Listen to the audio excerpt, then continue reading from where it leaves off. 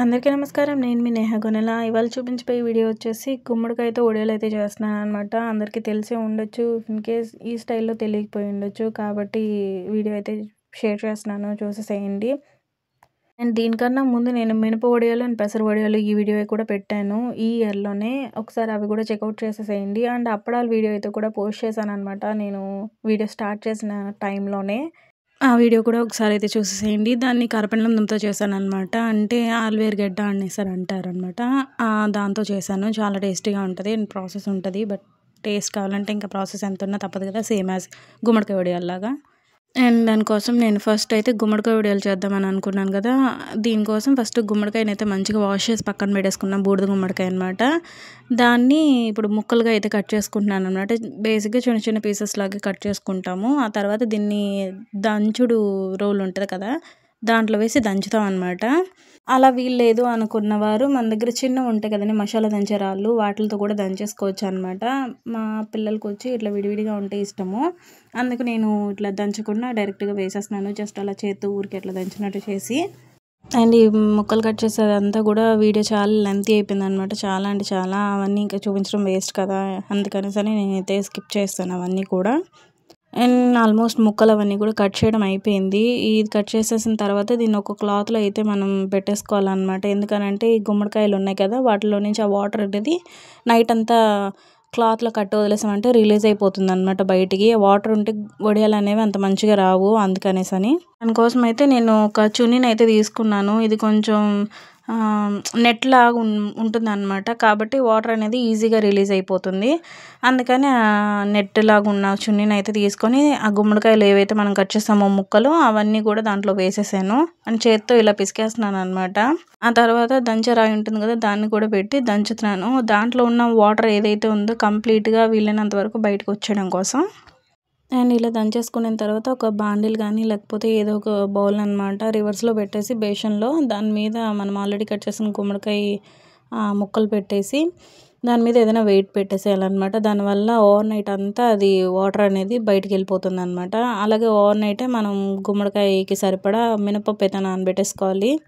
దీనికోసం అయితే నేను పొట్టు ఉద్దిపప్పునే యూజ్ చేస్తాననమాట. ఇలాంటి వడియాలు ఇలాంటివి ఏమైనా చేయడం కోసం పొట్టు ఉద్దిపప్పే నానబెట్టుకుంటాను. ఇది ఓవర్ నైట్ నానబెట్టేసుకున్నాను. అది కూడా నేను ఆల్మోస్ట్ 750 గ్రామ్స్ అయితే నానబెట్టుకున్నాను ఒక పెద్ద గుమ్మడికాయ కోసం. ఆ తర్వాత ఒక మిక్సీ జార్ తీసుకొని జీలకర్ర, అల్లము, తర్వాత పచ్చిమిర్చి, ఉప్పు వేసి పేస్ట్ అయితే చేసేసుకున్నాను అనమాట. దీన్ని పచ్చి కారం అనేసని అంటారు.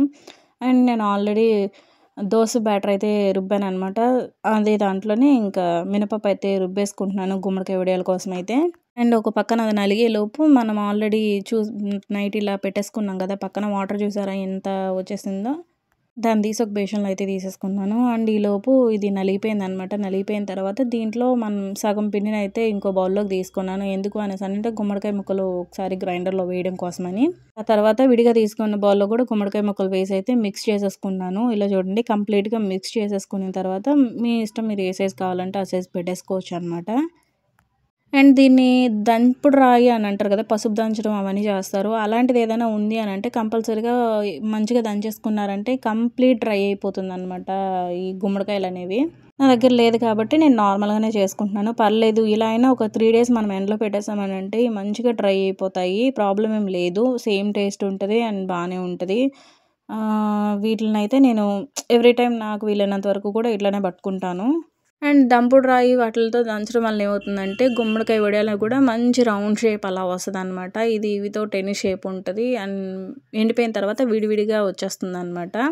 ఇవైతే చాలా టైం తీసుకుంది. సేమ్ అట్లనే ఇది కూడా వీడియో అంతా అంత లెంతీ వీడియో అనవసరం అనేసని నేను వీడియో అయితే పెట్టలేదు. అండ్ చిన్న చిన్న కవర్స్‌లో పెట్టాను. ఆ తర్వాత పెద్దది బియ్యం సంచి ఉంటే దాన్ని కట్ చేసేసి దాని మీద కూడా పెట్టేసాననమాట.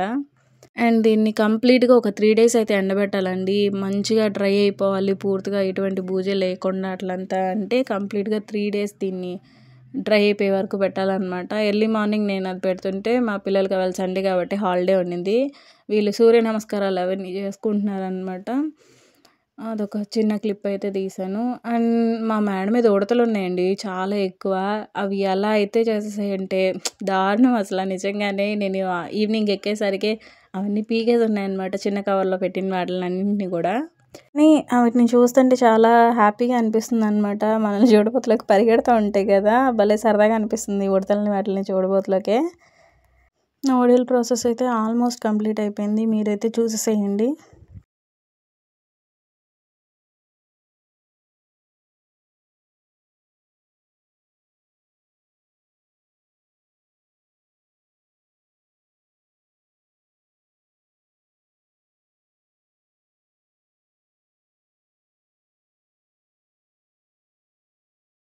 అండ్ ఈవినింగ్ అయితే ఇలా ఉన్నాయన్నమాట. చాలా వరకు డ్రై అయిపోయాయి. అండ్ బ్యూటిఫుల్ సన్‌సెట్ నాకు చాలా ఇష్టం సన్‌సెట్ అంటే. ఎప్పుడు మేడ మీదకెక్కినా కంపల్సరీ సన్‌సెట్ చూస్తాను. విడతలు చూసారా మా పిల్లలు ఎలా పరిగెడుతున్నారో వాటిల వెనకాల పరిగెడతారు ఇక్కడికొచ్చారంటే. అండ్ నేను ఆల్రెడీ మినపొడియాలు, పెసరవడియాలు వీడియోలో చెప్పినట్టే నేను సెకండ్ టైమ్ గూడా మినపొడియాలు, పెసరవడియాలు పెట్టాననమాట. తక్కువ తక్కువ క్వాంటిటీ పెడతాను కాబట్టి 2 టైమ్స్ అలా పెట్టుకున్నాను. అవైతే ఇంకా చాలా పెద్దవి పెట్టాను కదా! ఇవైతే చూసేసేయండి. చిన్న చిన్న పెసరవడియాలు, చిన్న చిన్న మినపొడియాలు పెట్టాననమాట. మీకు చూపించడం కోసం అనేసి ఈ చిన్న క్లిప్ అయితే యాడ్ చేశాను. ఇంకొక సైడ్ అయితే మన గుమ్మడికాయ వడియాలు అవన్నీ కూడా అనమాట. అండ్ ఇది డే 2 అండి. డే 2 కూడా ఇలాగే ఎండలో అయితే ఎండబెట్టేసాననమాట. ఇది డే 2 సన్‌సెట్. ఎందుకో తెలీదు ఆ సన్‌సెట్ చూడడం అంటే ప్రశాంతంగా మేడ మీద కూర్చొని సన్‌సెట్ చూడడం భలే అనిపిస్తుందనమాట. ఇది మా ఇంటి సరౌండింగ్స్‌లో ఉన్న వ్యూ అంతా కూడా. అండ్ ఆబ్వియస్‌లీ ఇది విలేజ్ కాబట్టి కొన్ని కొన్ని పెంకుటిల్లు అలాంటివన్నీ కనిపిస్తాయన్నమాట. ఎక్కువగా ఈ కోకోనట్ ట్రీస్ అవన్నీ గూడా ఉంటాయి. అండ్ డే 3కి చూడండి చెప్పాను కదా! విడివిడిగా వచ్చేస్తాయని. సేమ్ అలానే విడివిడిగా అయితే ఈ గుమ్మడికాయ వడియాలన్నీ అయిపోయినాయన్నమాట. అండ్ డ్రై కూడా అయిపోయినాయి కంప్లీట్‌గా. అండ్ ఇప్పుడు రెడీ అయిపోయాయి కాబట్టి మనం రెడీగా ఉంటాం గదా! వేయించేసుకొని తినేయాలి. ఏదన్నా కొత్తగా చేసామంటే అది వెంటనే చేసుకొని తినకపోతే మనసొప్పదు గదండీ! కాబట్టి నేనైతే ఫ్రై చేసేసాననమాట. ఫ్రై చేసుకొని అవాళ చిక్కుడుకాయ కర్రీ ఐ థింక్. చిక్కుడుకాయ కర్రీలో అయినా పర్వాలేదు. సైడ్ డిష్‌గా అయితే తీసుకొని టేస్ట్ అయితే చూసేసాననమాట. ఎలా ఉంది ఏమని ఆ ఎక్సైట్‌మెంట్ ఆగక.